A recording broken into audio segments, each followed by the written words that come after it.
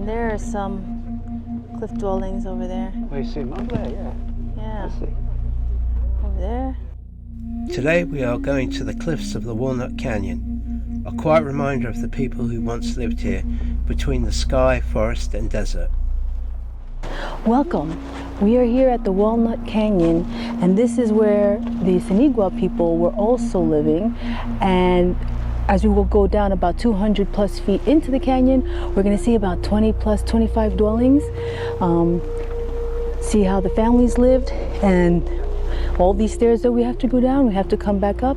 There's plenty of dwellings outside of this canyon too, hence the binoculars. And this is what you want.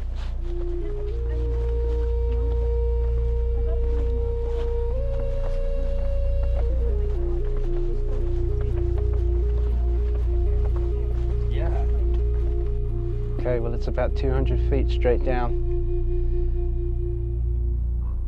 Tell you what, it's perfect. It's so windy today, but you can understand why they dug into this canyon here. You get really good shelter.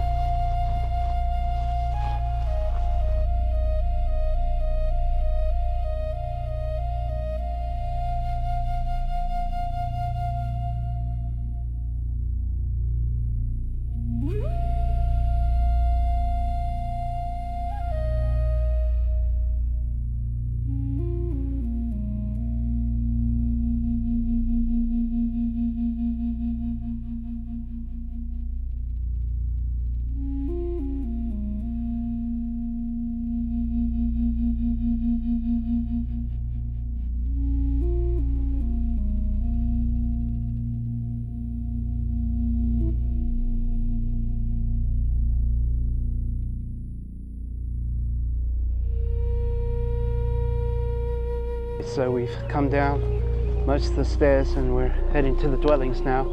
They're just up ahead here.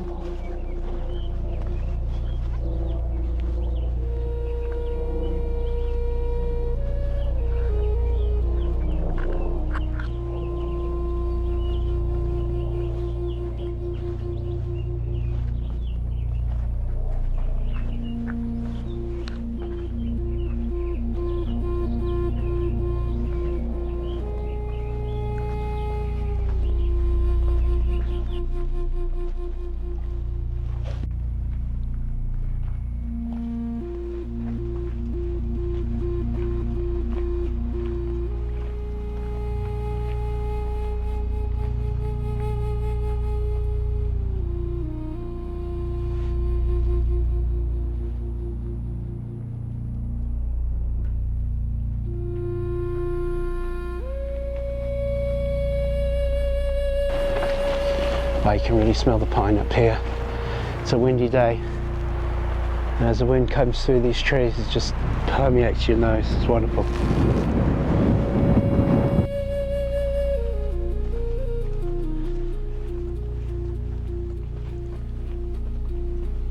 It's amazing to think a whole civilization lived down here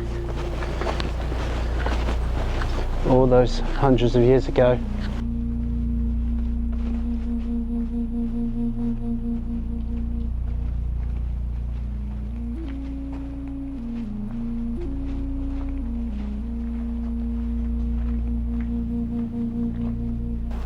So basically these are typically living spaces where people slept, sought shelter, you know, from the bad weather.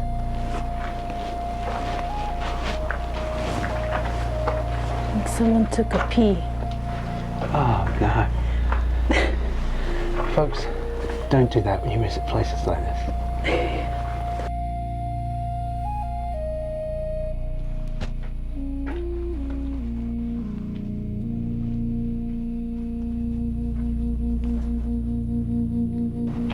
It's windy in here. Coming out into the wind. Hold on to your hats. And so I think there's so many other dwellings on the other side of the canyon. I've already seen so many.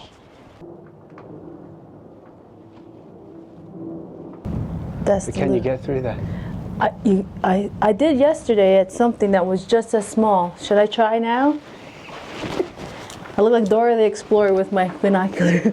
Oh man, you know what? Can I get my foot up? Don't get my behind. Oh, I did it. Good job, you did it. There's a lot of footprints in here too. Okay, wait, I think it's this way. Okay. I could live here. On my back.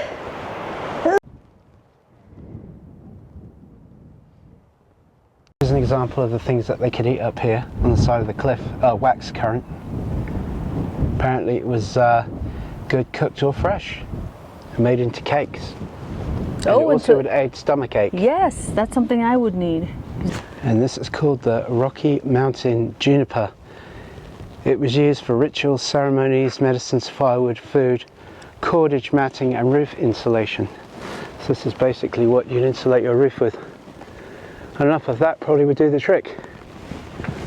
See up the back, this is where they would have fires. Fires. Some black soot that's still here after all this time.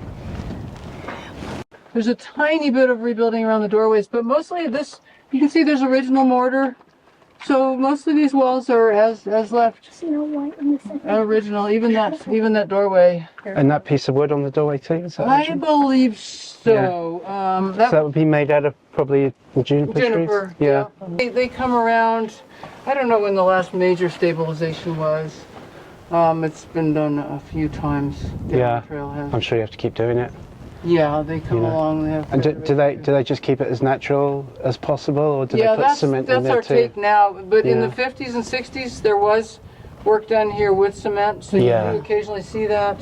Yeah. What's the downside? Obviously, it's not Like this. natural. This Well, is probably from the isn't it more 60s. permanent with the cement? Or It's is more it? permanent, but the cement actually causes damage to the masonry because of it expands and contracts, I guess, and it traps moisture, expands and contracts at a different And speed. then you get the moisture problem, basically. Yeah, right. Gotcha. Yeah. So it's actually better, like we do now. We use these muds with a polymer in them. Like there's one called Roplex. Yeah. Or HO. You know, it must get hot up here in the summer, right? Even though we're at elevation. Pretty warm. It does stay Yeah. in the shade because remember the sun angle is higher, Yeah. and so. So the these north are well side, shaded in the summer when it's hot. So they do they stay were in the smart. shade. Yeah, they were smart. They were. Yeah. They knew what they were doing as far as Absolutely. choosing this location. Yeah. So in terms of what they ate, obviously along the path here we saw they ate those berries and Lots things like of that. yeah. But there's probably deer around here. Goats. There are deer. They did hunt. And their number one animal they hunted was rabbits. Oh, okay. That was Small their meal. favorite. Yeah, small meal. They were available, more plentiful. Yeah. I guess. But they did hunt deer. Yeah. And some other animals as well. And then they were agricultural. Agriculture, so they were doing the Three Sisters method. Yes, they grew corn, beans, squash, cotton. Wow. Well, amazingly enough, at this elevation, there were cotton seeds in this. Yeah, that you found. Yeah. There's been floor sediment evaluated, and they look at the plant parts that are in there, and that was done since 2000, and they were able to determine that all the Puebloan crops were grown here, and cotton seed was, in addition to cotton cloth, which was found here, cotton seed was found here, so they were probably growing cotton. Do they have any idea how many cave dwellings there are, I guess? I mean, you look over there. In 6 miles there are 300 cliff dwellings, but some of them are storage, so maybe half are storage. Okay. But there are ones just in Walnut Canyon outside the park. Yeah. And I've actually hiked to some, just one room Yeah. kind of falling down, but Yeah. they're out there. Amazing. Yeah, it's amazing. We never realised how much there is up here in Flagstaff. Yeah. Pottery's like, from what we noticed, it's just very flat and just look like earthenware versus something that's sketched or designs on them, Yeah. So I guess it's just different tribes had different ways of doing things, and Right. Yeah. and So learn from each other. This area, it's mainly just the redware that they make, but they trade for other. They trade for decorated pottery, and they do seem to value it more too. The turquoise too. There are pieces that you find, obviously so they were aware of it, I guess, and used it for trading. I guess they thought it was special. Oh, for sure. Yeah. They were making mosaics and things with turquoise inset. Well, there was some turquoise here, but nearby there was a sacred site where there was a burial where a man, they called him a magician. It was this time period, but a magician, it's Ridge Ruin was the site. Yeah. It's only 10 miles in a straight line from here. So these people probably knew about this guy. He was buried with 1,500 pieces of turquoise. Oh, he must have been a special man. Oh, I know, yeah. Puebloans had some understanding of what his function was, evidently, and named without knowing, they said, oh, and this was in the 30s that the magician was found, and so the museum was cooperating with some Hopis, and they said, religious Hopis, and they quizzed them, and they said, okay, we found this particular wand and this particular ceremonial object. Do you understand anything about this? And these Hopis said yes, and there should also be, in this assemblage, there should also be this and this. And it was later found to come out of that grave. Amazing. So they had some understanding, even though through these, across the hundreds of years, they had some understanding of what that man's function was. Yeah. Oh wow, look at this. Amazing. This was the most preserved one, and it had 9 rooms. Has 9 rooms. Welcome to my home. Certain places you can stand up straight, but you know, apparently they weren't very tall. The women, 5'3", 5'5". Check your heart rate. Oh, just a little Slow warning. and steady. Arizona walnut. Arizona Pecans. Pecans. Mahonia, look like holly leaves. Thorny. Thorny, and looks quite painful. There's a little list in there.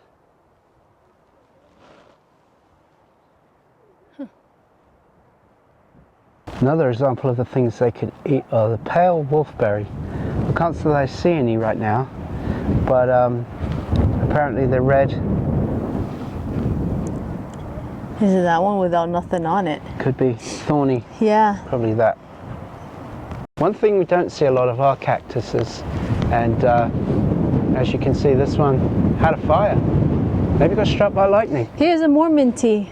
Okay, this is called Mormon tea. You see it all over the southwest, and the Mormon pioneers brewed it. Apparently. That's the name.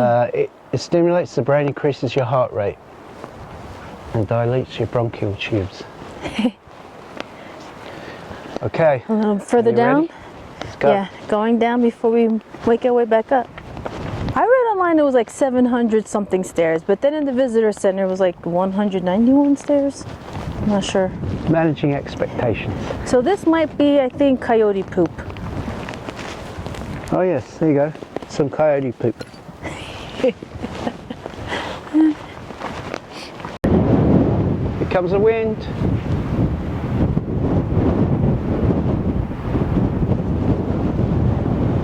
Skunk bush sumac. Another food source.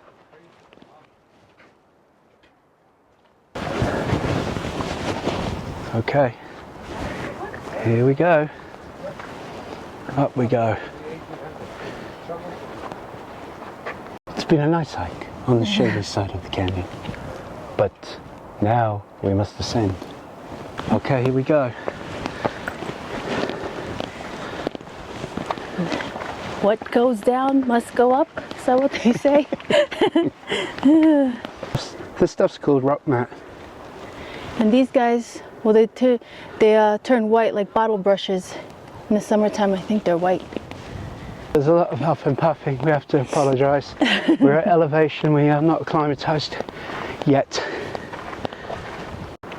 So this is called mountain mahogany here, and apparently it was made to fashion bows, digging sticks, weaving tools, all that kind of stuff.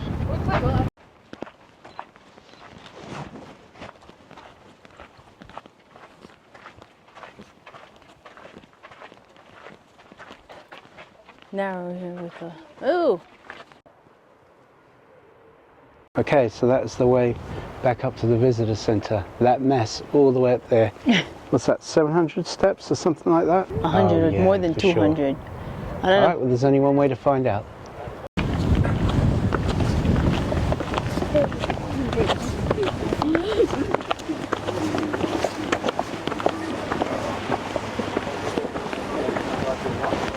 We've got 31 so far. 31, yep. 37. Whew. 50. Yep. Okay. That was 80, right? That's scary. 68. Having survived the arduous task of climbing up the canyon, we're now on top. So here are some of the more pleasant things you can eat. blue elderberry, although not in season right now. Crescent moon fuzzy eyebrows. They're used for coiled baskets. Let's go see if we can find some. So these here are very important. The banana yucca is used for making rope, thread, floor mats, dyes, paintbrushes, baskets, hairbrushes. It all came from yucca.